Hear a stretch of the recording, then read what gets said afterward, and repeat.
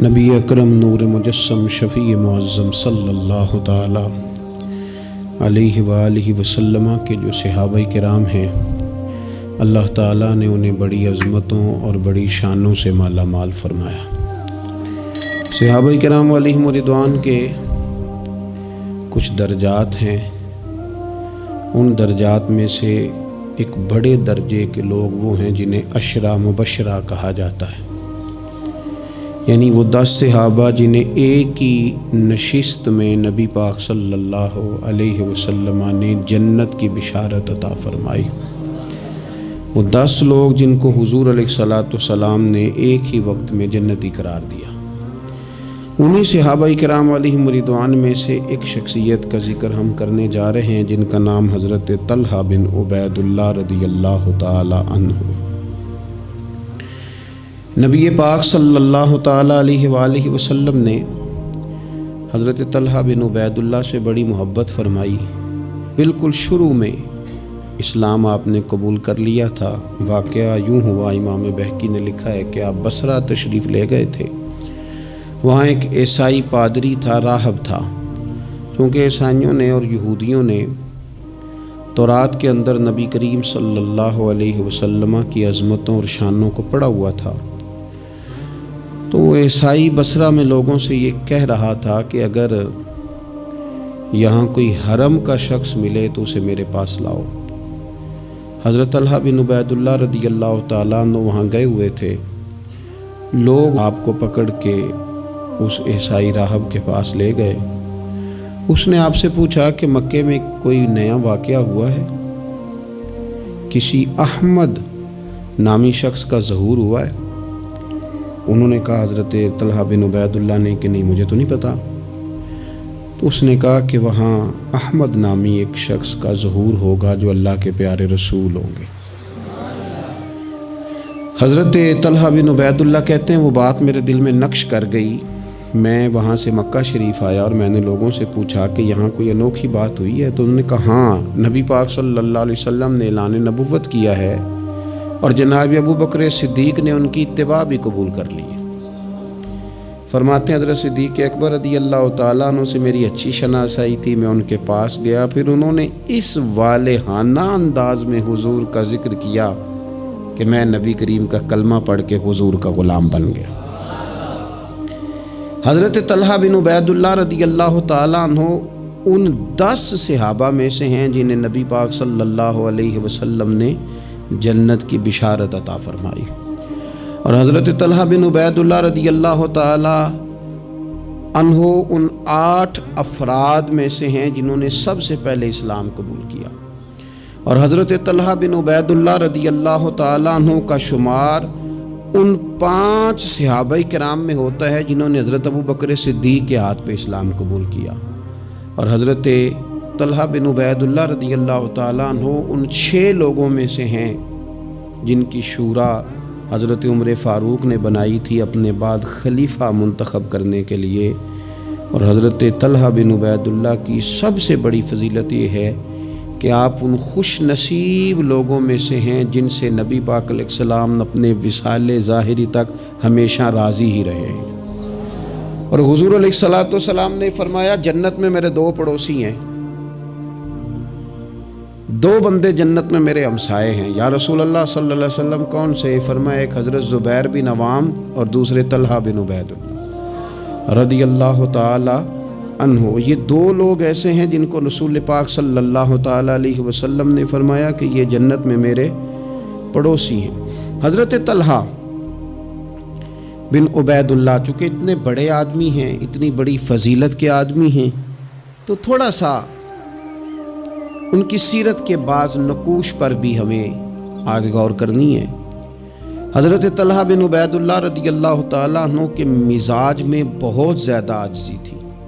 اگر کوئی شخص صاحب فضیلت ہوتا ہے نا تو اسے بھی پتہ ہوتا ہے کہ میری یہ فضیلت ہے۔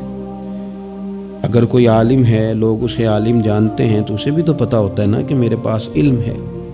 اگر کوئی آدمی صاحب منصب ہے تو اسے بھی تو پتہ ہوتا ہے نا کہ اللہ نے مجھے یہ عہدہ عطا کیا ہے۔ حضرت طلحہ بن عبید اللہ رضی اللہ تعالیٰ عنہ بھی تو جانتے تھے نا کہ اللہ تعالیٰ نے مجھے کیا عہدہ عطا کیا۔ لیکن اس کے باوجود ان کی طبیعت کے اندر عاجزی تھی۔ ایک مرتبہ انہوں نے ایک جگہ پہ لوگوں کو نماز پڑھائی،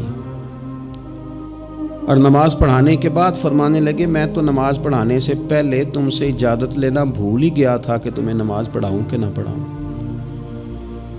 تو لوگوں نے عرض کی حضور ہماری تو یہ بڑی سعادت ہے کہ آپ نے ہماری امامت فرمائی ہے، اس میں اجازت لینے کی کیا بات ہے؟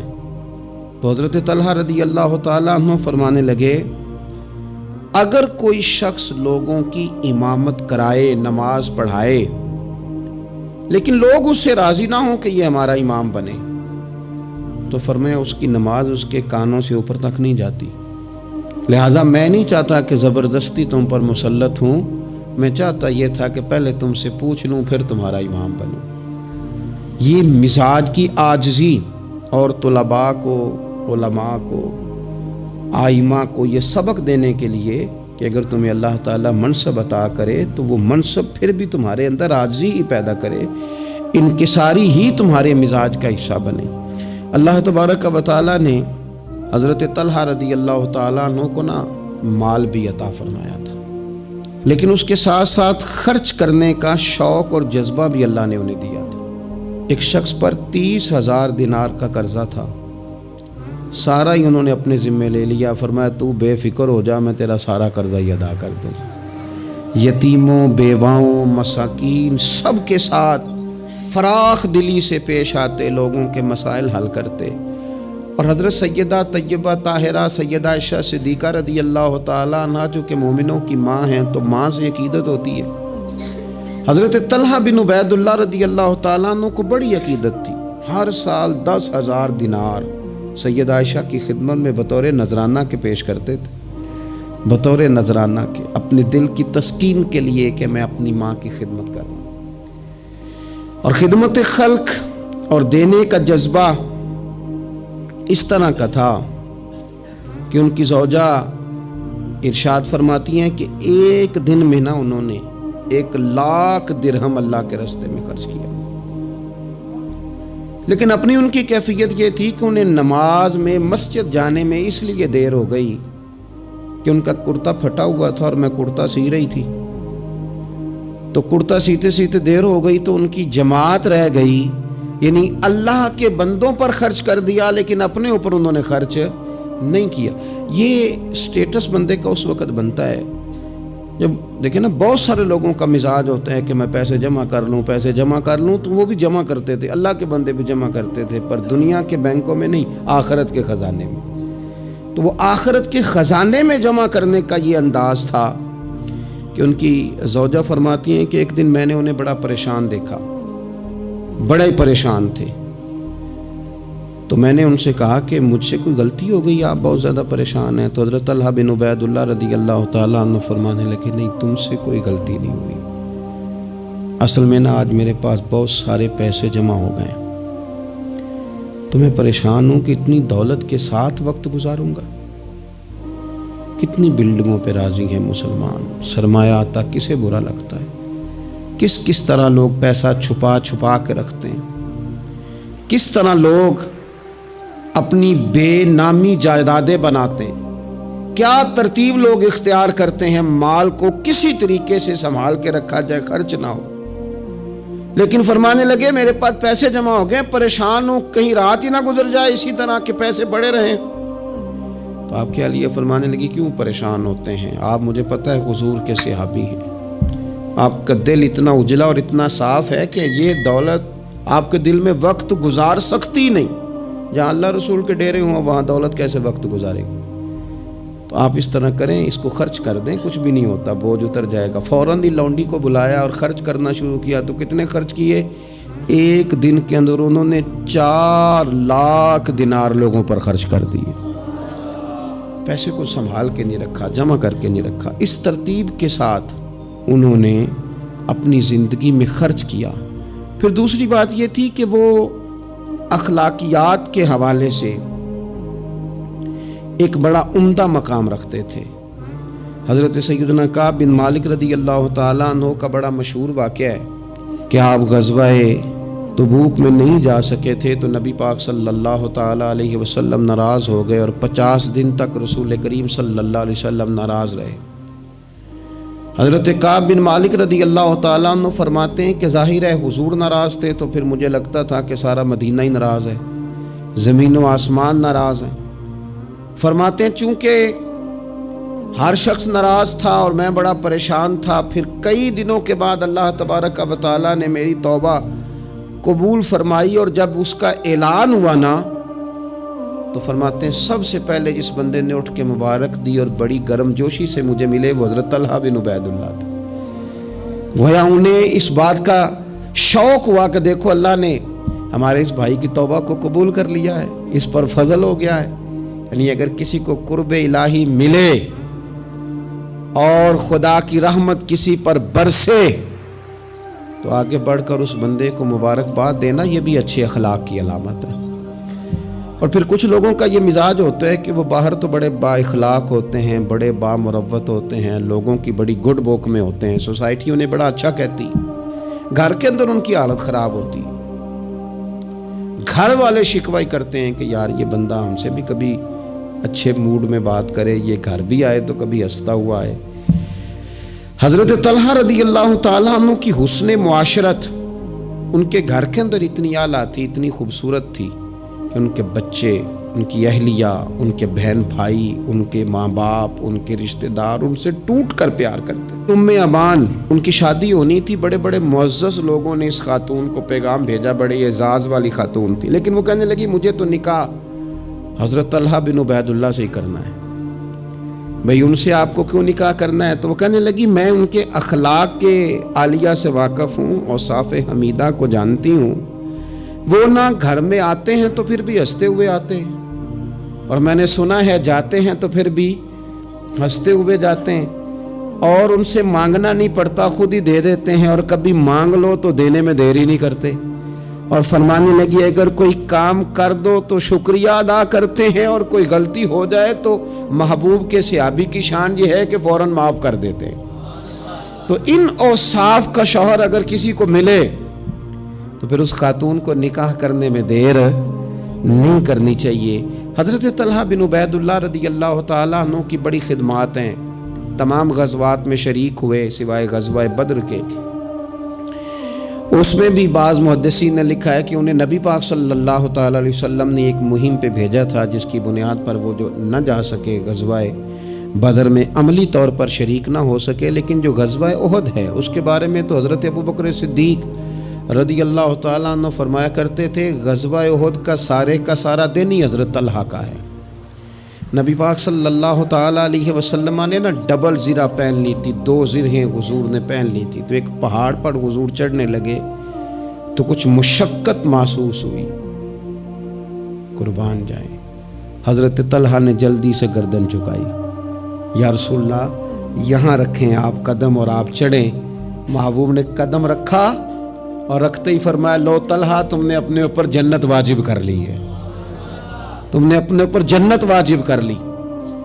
اس دن چونکہ افواہ اڑا دی تھی احد کے دن کفار مکہ نے کہ نبی پاک صلی اللہ تعالیٰ علیہ وسلم کو شہید کر دیا گیا، تو لوگ بکھر گئے تھے، تو جو 12 لوگ نبی پاک علیہ السلام کے ساتھ رہ گئے ان میں حضرت طلحہ بن عبید اللہ تھے۔ جو تیر بھی حضور کی طرف آتا تھا نا وہ اپنا ہاتھ آگے کر دیتے تھے، ان کا ایک ہاتھ شل ہو گیا سارا۔ ان کے وجود پر احد کے دن حضور کو بچاتے ہوئے 70 زخم لگے، تیروں کے، تلواروں کے، نیزوں کے 70 زخم لگے۔ سجنا جان امانت تیری تو جدو مانگ سے میں پیش کرے ساں، 70 زخم لگے۔ حضرت صدیق اکبر رضی اللہ تعالیٰ عنہ فرماتے ہیں جب ہم حضور کی خدمت میں حاضر ہوئے تو نبی پاک صلی اللہ علیہ وسلم نے فرمایا پہلے طلحہ بن عبید اللہ کو دیکھو۔ کہتے ہیں جب ہم حضور کی خدمت کر کے ان کے پاس گئے تو وہ بے ہوش تھے، زخموں کی شدت کے سبب بے ہوش تھے، میں نے ان کے منہ پہ پانی چھڑکا۔ فرماتے ہیں ان کی آنکھ کھلی تو پہلا سوال انہوں نے یہ پوچھا کہ بتاؤ میرے نبی کریم کا کیا حال ہے، رسول کریم صلی اللہ تعالیٰ علیہ وسلم کی طبیعت کیسی ہے، حضور کے بارے میں بتاؤ۔ کہتے ہیں ہم نے کہا الحمدللہ حضور ٹھیک ہیں، اللہ کے فضل اور احسان میں ہیں، اللہ تعالیٰ نے انہیں محفوظ رکھا ہے۔ تو کہتے ہیں وہ کہنے لگے اگر محبوب ٹھیک ہے نا تو پھر کوئی مصیبت بھی مصیبت نہیں ہے، پھر ساری مصیبتیں آسان ہیں۔ حضرت طلحہ بن عبید اللہ رضی اللہ تعالیٰ عنہ کو اللہ تبارک و تعالیٰ نے شانوں والی زندگی عطا فرمائی، عزتوں والا مقام عطا کیا، اور اللہ تعالیٰ نے انہیں شہادت کی موت عطا فرمائی۔ حضرت طلحہ بن عبید اللہ رضی اللہ تعالیٰ عنہ شہید ہو گئے، لیکن کمال دیکھیے کہ صاحب اسد الغابہ نے لکھا ہے، یہ کمال دیکھیے، کون کہتا ہے ولی مر گئے، قید سے چھوٹے اپنے گھر گئے، تے وارث شاہ کدو مر دے جنہ کیتیاں نیک کمائیاں نے۔ حضرت طلحہ بن عبید اللہ رضی اللہ تعالیٰ عنہ کو جہاں دفن کیا گیا نا، وہ زمین نشیبی تھی، نچلی تھی، تو اکثر وہاں پانی آ جاتا تھا۔ تو آپ نے وصال کے بعد تقریباً 30 سال کے بعد ایک شخص کو بار بار خواب میں آ کے کہا کہ مجھے یہاں سے نکالو، مجھے یہاں سے نکالو۔ وصال کے بعد بلے شاہ ایسا نہیں ہو مرنا، یہ تے مر گیا ہی کوئی اور، نکالو۔ اس شخص نے پھر حضرت سیدنا عبداللہ ابن عباس رضی اللہ تعالیٰ عنہ کو خواب سنایا، تو حضرت عبداللہ ابن عباس نے ایک صحابی کا مکان 10,000 دینار کا خرید کے حضرت طلحہ بن عبید اللہ رضی اللہ تعالیٰ عنہ کی مقدس لاش کو وہاں سے نکال کے وہاں دفن کیا۔ کہتے ہیں کہ 30 سال کے بعد ان کی مقدس لاش کو ایک جگہ سے دوسری جگہ منتقل کیا گیا، لیکن جسم اسی طرح ہی تر و تازہ تھا۔ بعد مرن دے مکھڑا میرا ہو جاوے نا تازہ، سمجھ لینا محبوب میرے نے آن پڑھیا جنازہ۔ اسی طرح جسم تر و تازہ تھا، 30 سال کے بعد انہیں دوسری جگہ منتقل کیا گیا۔ یہ حال ہے ان کے غلاموں کا، تو پھر سرکار کا عالم کیا ہوگا؟ تو زندہ ہے واللہ، تو زندہ ہے واللہ، میرے چشم عالم سے چھپ جانے والے۔ اللہ تعالی ہمیں حضرت سیدنا طلحہ بن عبید اللہ رضی اللہ تعالیٰ عنہ کے فیض سے فیض یاب فرمائے۔ آخر دعوانا الحمدللہ رب العالمین۔